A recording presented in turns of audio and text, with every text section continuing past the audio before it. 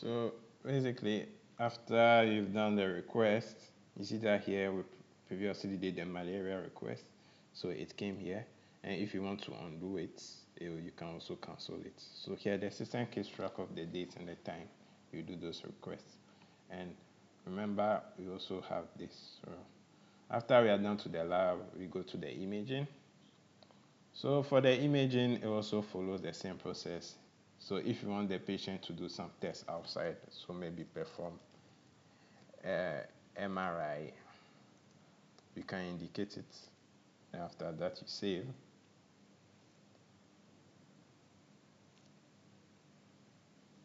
However, if you have some tests internally, you can also indicate it. So here I have a demo test code 32. I can also request for it. And what is going to happen is that it's going to be saved here. So whatever request I've made here is now going to go to the whoever is in charge of imaging in your facility.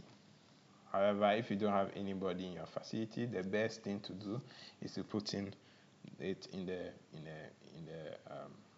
imaging request. So after that, we go to the prescription. So here, prescription is basically for drugs. Drugs that you want to prescribe to the patient, right? So here also it follows Sumodo. You can do your prescription based on drugs that you have internally, right? If you want to dispense some drugs internally, you can mention them, right? Or what you can also do is that you can, so what's going to happen here is that based on the drug that you have first internally, so for example, for drug 1, you are going to specify each of these parameters, the frequency.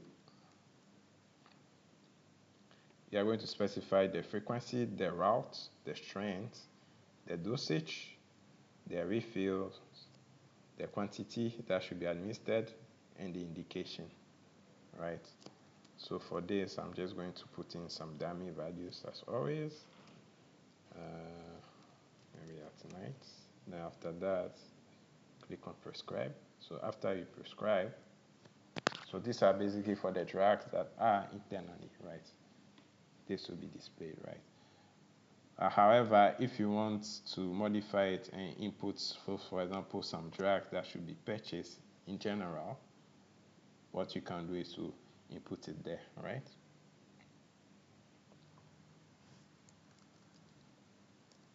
Maybe you can say levetiracetam.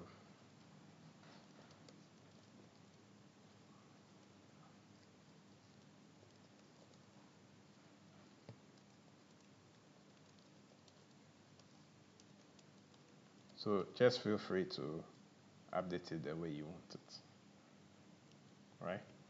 So always make sure you save every time you do your entries, right? So this has been saved.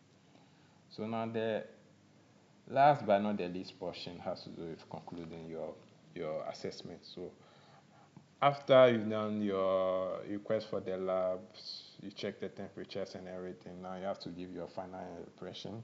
So what you can do here is, so the way the system has been designed is that it gives you some ICD codes. So the ICD codes are basically the international code for diseases. So for example, if the person has malaria, since we said that you should do some malaria tests, we can look for malaria, and here we have plasmodium malaria. Let's say it was a plasmodium malaria with other complication. Based on the assessment, all I have to do is to click on continue.